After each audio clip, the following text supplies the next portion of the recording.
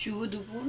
আজকে বেশি কিছু রান্না করিনি, কারণ এই কদিন ষষ্ঠী গেছে না, তা আজকে সিম্পল ভাবে রান্না করেছি, হালকা ভাবে।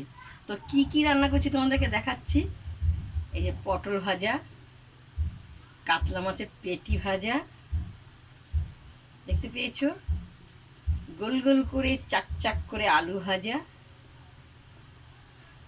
আর মুগ ডাল দিয়ে কাতলা মাছের মাথা করেছি।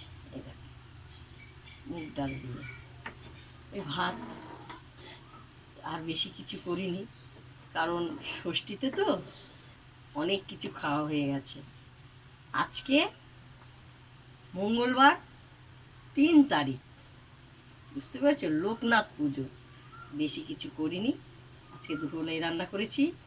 ভালো লাগলে দিদিকে লাইক দিও, শেয়ার করো, কমেন্ট করে জানাবে।